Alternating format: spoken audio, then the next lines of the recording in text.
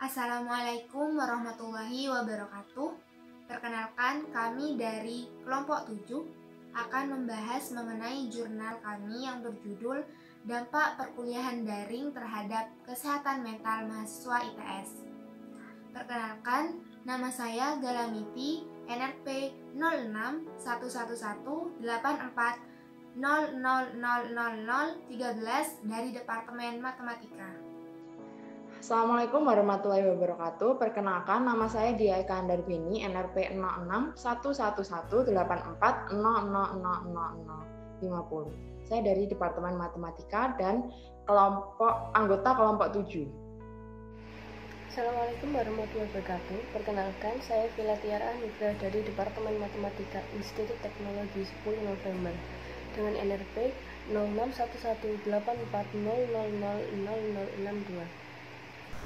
Perkenalkan, nama saya Bilkis Rokimatur Ulia, NRP 061184000009. Perkenalkan, nama saya Bagus Narendra Ramdhani dari Departemen Aktuaria dengan NRP 50062010004. Abstrak dari jurnal kami yaitu semenjak pandemi COVID-19 menyebar di Indonesia pada bulan April tahun 2020, sistem pembelajaran diubah menjadi pembelajaran daring. Akan tetapi, pembelajaran daring banyak membawa pengaruh pada kesehatan mental mahasiswa, seperti perasaan gelisah, stres, dan khawatir. Tujuan dari penelitian ini adalah untuk mengetahui kondisi mental mahasiswa ITS selama mengikuti perkuliahan daring. Target dari penelitian ini adalah mahasiswa ITS.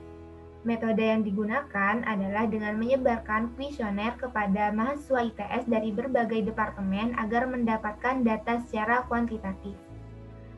Hasil dari penelitian ini menunjukkan bahwa perkuliahan secara daring mempengaruhi kesehatan mental mahasiswa ITS. Kata kunci, pembelajaran daring, kesehatan mental, dan mahasiswa ITS. Pendahuluan. Awal mula COVID-19 terdeteksi di Indonesia yaitu pada tanggal 2 Maret tahun 2020. Pada tanggal 9 April, COVID-19 sudah menyebar di 34 provinsi di Indonesia dan ditetapkan sebagai pandemi atau bencana nasional. Kondisi yang semakin memburuk mengakibatkan pemerintah Indonesia melakukan berbagai macam upaya guna menekan angka persebaran dan penularan COVID-19. Salah satunya yaitu dengan mengubah sistem belajar tatap muka menjadi daring. Tentu hal tersebut sangat berdampak pada semua komponen pendidikan yang terlibat. Tidak hanya siswa, mahasiswa, guru, dosen, bahkan para orang tua di rumah semua merasakan dampak dari perubahan ini. Dampak yang dirasakan masyarakat Indonesia tak hanya dari segi kesehatan, ekonomi, dan sosial saja, bahkan juga menyerang pada kesehatan mental. Dengan perubahan sistem pembelajaran menjadi daring tentu sangat berdampak pada keseharian mahasiswa. Butuh waktu untuk beradaptasi dengan kondisi baru ini sehingga tak jarang banyak mahasiswa yang lebih mudah stres karena seluruh kegiatan hanya dilakukan di dalam rumah. Melalui penelitian ini akan dilakukan penelitian mengenai bagaimana dampak perkuliahan daring terhadap kesehatan mental mahasiswa ITS. Kesehatan mental merupakan hal yang mulai dibicarakan dan diperhatikan secara serius oleh masyarakat Indonesia pada saat ini. Masalah kesehatan mental di Indonesia pada masa ini masih tergolong sangat tinggi, terutama pada kalangan remaja, karena mereka masih memiliki emosi yang tidak stabil dan belum memiliki kemampuan yang baik untuk memecahkan masalah yang ada. Kesehatan mental pada mahasiswa dapat dipengaruhi oleh beberapa faktor. Di antaranya yaitu faktor genetika, keluarga, pertemanan, gaya hidup, sosial, dan berbagai faktor lainnya. Faktor-faktor tersebut dapat mempengaruhi mahasiswa secara positif maupun negatif. Berawal dari kuliah daring, kita dapat melihat bagaimana dampak yang ditimbulkan terhadap para mahasiswa melalui perkuliahan secara daring tersebut. Permasalahan yang akan diambil dalam penelitian ini adalah bagaimana proses pelaksanaan kegiatan pembelajaran secara daring selama pandemi COVID-19 di ITS dan bagaimana dampak perkuliahan secara daring terhadap kesehatan mental mahasiswa ITS. Berdasarkan permasalahan di atas, tujuan yang ingin dicapai dalam penelitian ini adalah proses pelaksanaan kegiatan pembelajaran secara daring selama pandemi COVID-19 di ITS dan untuk menganalisis dampak perkuliahan secara daring terhadap kesehatan mental mahasiswa ITS. Selanjutnya, bagian 2 adalah metode penelitian. Untuk mengetahui seberapa besar dampak perkuliahan daring terhadap kondisi kesehatan mental mahasiswa ITS, perlu dilaksanakan metode penelitian.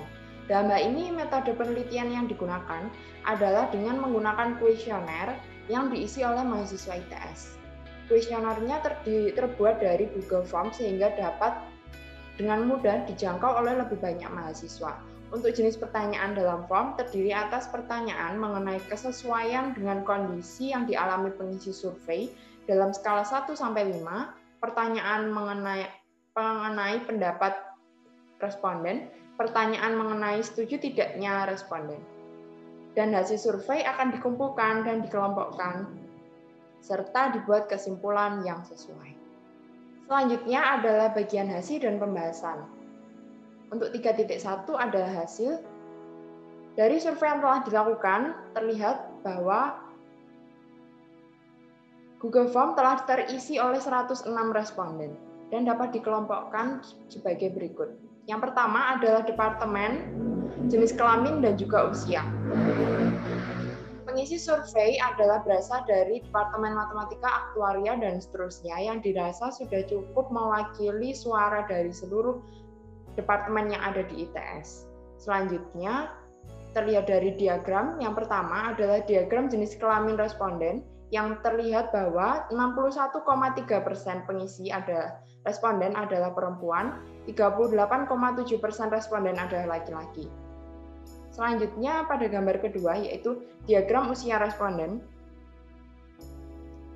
Pada diagram ini terlihat bahwa responden dengan usia 17 tahun sebanyak 3 orang atau 2,8%, responden dengan usia 18 tahun sebanyak 13 orang atau 12,3%, responden dengan usia 19 tahun sebanyak 20 orang atau 18,8%, responden dengan usia 20 tahun sebanyak 31 orang atau 29,2%,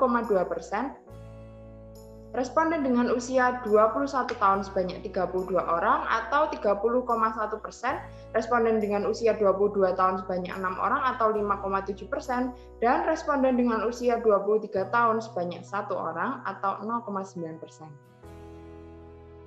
Selanjutnya adalah pertanyaan mengenai responden sering mengalami gangguan saat kuliah daring. Terlihat dari diagram bahwa pada indikator 4 yang berarti responden sering mengalami gangguan dengan jumlah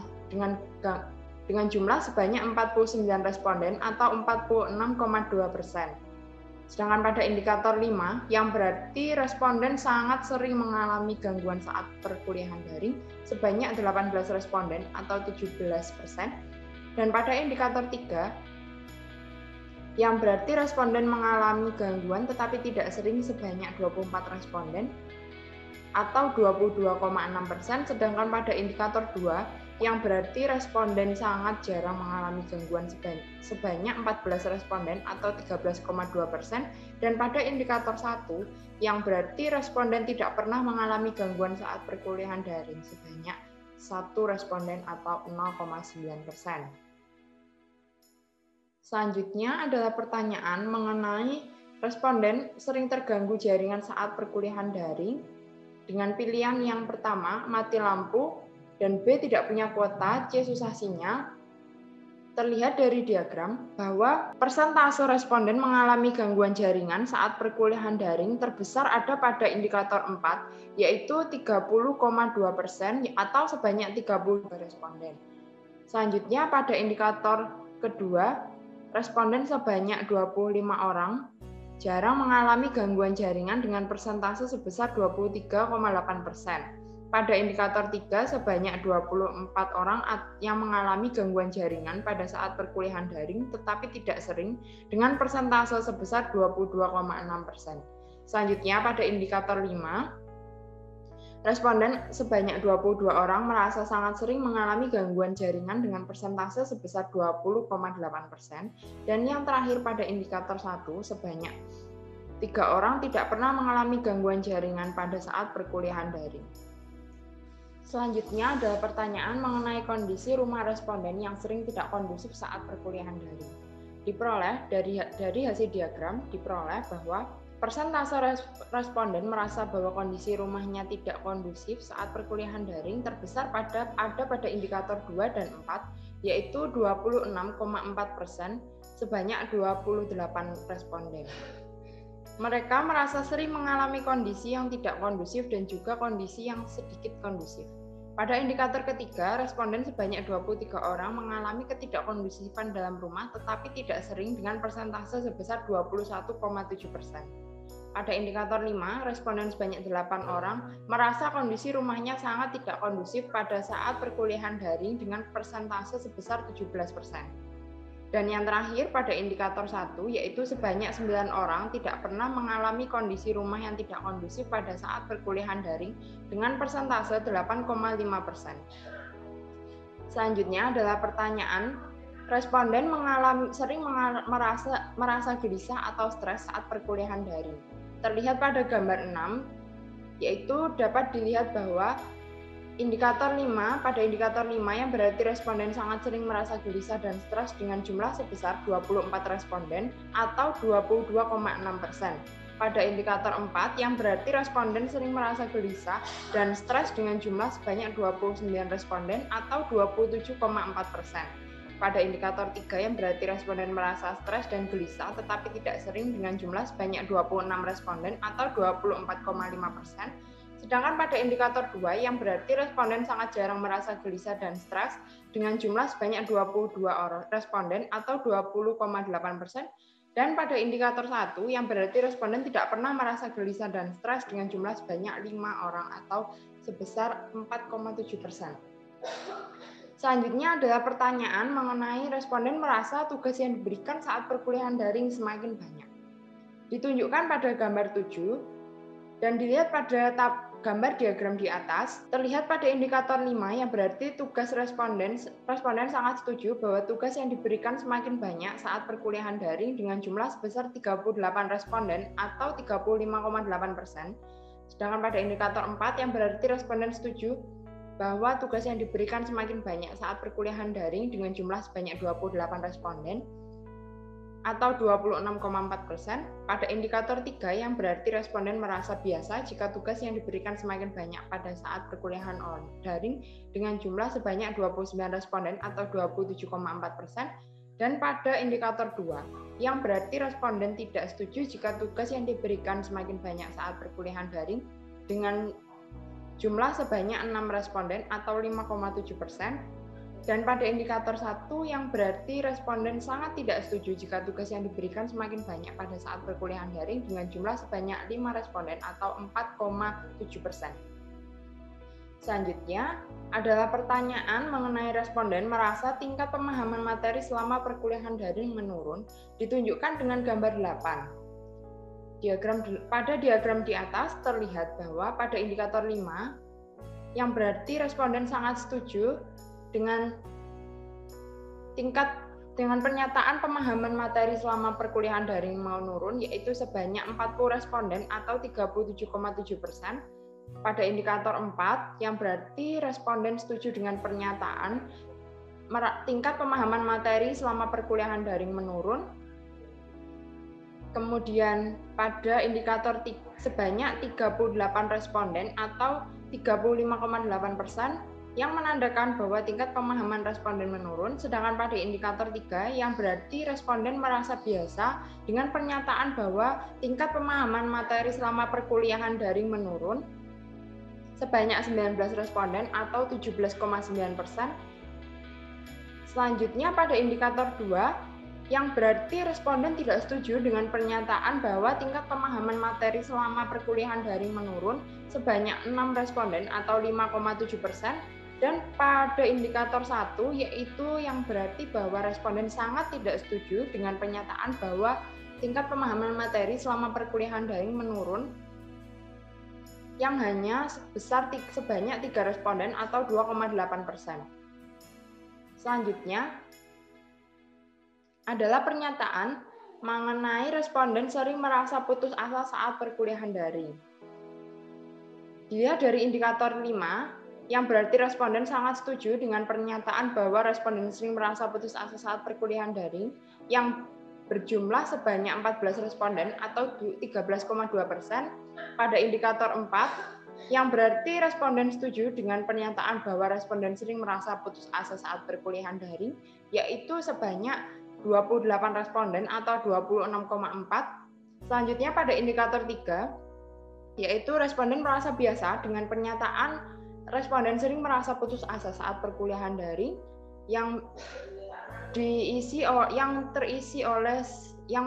sebanyak 35 responden atau 33%, sedangkan pada indikator 2 yang berarti responden tidak setuju dengan pernyataan responden sering merasa putus asa saat perkuliahan daring sebanyak 16 responden atau 15,1%, dan pada indikator 1 yang berarti responden sangat tidak setuju dengan pernyataan responden sering merasa putus asa saat perkuliahan daring sebanyak 13 responden atau 12,3%. Selanjutnya yaitu pernyataan mengenai responden sulit beradaptasi selama perkuliahan daring. Ditunjukkan dalam diagram 10 atau diagram adaptasi responden. Terlihat dari indikator 5 yang berarti responden merasa sangat kesulitan dalam beradaptasi selama perkuliahan daring, terdapat 9 responden atau sebesar 8,5%. Selanjutnya pada indikator 4 yang berarti bahwa mahasiswa merasa kesulitan dalam beradaptasi selama perkuliahan daring, yaitu 16 responden atau 15,1%. Pada indikator 3 yang berarti bahwa mahasiswa merasa cukup kesulitan dalam beradaptasi selama kuliah daring sebanyak 39 responden. Sedangkan pada indikator 2 yang berarti mahasiswa sangat jarang merasa kesulitan dalam beradaptasi selama perkuliahan daring, terdapat 31 responden atau 29,2%, dan pada indikator 1 yang berarti mahasiswa sama sekali tidak merasa kesulitan dalam beradaptasi selama perkuliahan daring, terdapat 11 responden atau 10,4%. Pertanyaan selanjutnya adalah pernyataan selanjutnya adalah perkuliahan daring yang berpengaruh pada kesehatan mental responden. Terlihat dari diagram 11, diagram pengaruh perkuliahan daring terhadap kesehatan mental responden. Jika dilihat dari persentase diagram di atas, kita melihat bahwa pada indikator 5 yang berarti responden merasa bahwa perkuliahan daring sangat mempengaruhi kesehatan mental mereka, terdapat 20 responden atau 18,9%. Selanjutnya pada indikator 4 yang berarti responden merasa bahwa perkuliahan daring lumayan mempengaruhi kesehatan mental mereka, ada 28 responden. Pada indikator 3 yang berarti mahasiswa merasa bahwa perkuliahan daring cukup mempengaruhi kesehatan mental mereka, terdapat 30 responden. Dan selanjutnya pada indikator 2 yang berarti mahasiswa merasa bahwa perkuliahan daring tidak terlalu mempengaruhi kesehatan mental mereka, terdapat 18 responden atau 17%. Selanjutnya pada indikator 1 yang berarti mahasiswa merasa bahwa perkuliahan daring tidak mempengaruhi kesehatan mental mereka, yaitu terdapat 10 responden. Selanjutnya akan dilanjutkan dengan pembahasan. Berdasarkan hasil survei yang kami dapat dengan responden mahasiswa ITS dari berbagai departemen, didapat bahwa banyak mahasiswa yang mengalami beberapa gangguan atau halangan saat perkuliahan daring, seperti gangguan jaringan, gangguan listrik mati, ataupun tidak memiliki kuota data. Nah, walaupun demikian, sebenarnya pemerintah telah mengeluarkan kebijakan bantuan kuota data untuk mendukung kegiatan belajar mengajar selama pandemi COVID-19. Namun, hal itu ternyata sepenuhnya tidak dapat mengatasi masalah tersebut, dikarenakan bantuan tersebut tidak hanya digunakan untuk aktivitas akademik, melainkan digunakan untuk pengembangan diri. Selain itu, ada beberapa hal juga dari mahasiswa, yaitu merasa bahwa tidak kondusif saat perkuliahan daring dan merasa sering gelisah ataupun stres. Nah, banyaknya tugas juga memicu adanya atau timbul perasaan stres terhadap mahasiswa. Namun, di samping banyaknya masalah tersebut, sebenarnya banyak mahasiswa yang mampu beradaptasi saat perkuliahan daring. Dengan demikian, mahasiswa menyetujui bahwa perkuliahan daring dapat mempengaruhi masalah mental mahasiswa ITS. Keempat, kesimpulan dan saran. Kesimpulan, berdasarkan pemahaman di atas, dapat disimpulkan bahwa perkuliahan secara daring mempengaruhi kesehatan mental mahasiswa ITS. Hal tersebut dibuktikan dengan banyaknya mahasiswa ITS yang mengalami gangguan saat perkuliahan daring, seperti jaringan yang tidak stabil, mati lampu, dan tidak punya kuota internet. Meskipun sudah terdapat bantuan dari Kemendikbud untuk kuota internet, tetapi hal tersebut masih dirasa kurang dalam menjalani perkuliahan secara daring dan kegiatan perkuliahan lainnya. Selain itu, mahasiswa ITS juga merasa tidak kondusif selama perkuliahan daring dan juga merasa gelisah atau stres. Hal tersebut dikarenakan banyaknya tugas yang diberikan saat perkuliahan daring semakin banyak, namun pemahaman terhadap materi perkuliahan semakin menurun. Tetapi hal tersebut tidak membuat mahasiswa merasa putus asa dan tetap beradaptasi dengan mudah pada saat perkuliahan secara daring. Saran yang dapat diberikan adalah diharapkan peneliti selanjutnya dapat melakukan riset pada populasi yang lebih besar, sehingga data yang didapat lebih banyak, dan diharapkan dosen dapat memperhatikan mahasiswanya lebih baik dan melakukan interaksi dua arah agar kesehatan mental mahasiswa ITS tidak terganggu selama perkuliahan daring. Selain itu, praktisi pendidik dan stakeholder perlu melakukan inovasi dalam melaksanakan pembelajaran agar dapat terus bertahan. Argeni 2020. Baik, yang selanjutnya ada daftar pustaka. Yang pertama, ada dampak kuliah daring terhadap kesehatan mental mahasiswa ditinjau dari aspek psikologi. Karangan Fitria Rohimah tahun 2020. Lalu yang kedua ada jurnal Systematic Review Dampak Perkuliahan Daring Saat Pandemi COVID-19 terhadap Mahasiswa Indonesia. Karya Arga Heni, NB, tahun 2020. Lalu yang ketiga ada jurnal Dampak Pembelajaran Jarak Jauh terhadap Tingkat Stres dan Kecemasan Mahasiswa selama Pandemi COVID-19. Karya Fauziah R, Awinda RC, dan Besral B, tahun 2021. Lalu yang selanjutnya, yang terakhir ada jurnal Gambaran Psikologis Mahasiswa dalam Proses Pembelajaran selama Pandemi COVID-19. Karya Hasanah U, Ludiana, Himawati, dan PHL pada tahun 2020. Sekian presentasi dari kelompok 7. Mohon maaf apabila ada salah kata. Terima kasih atas perhatiannya. Wassalamualaikum warahmatullahi wabarakatuh.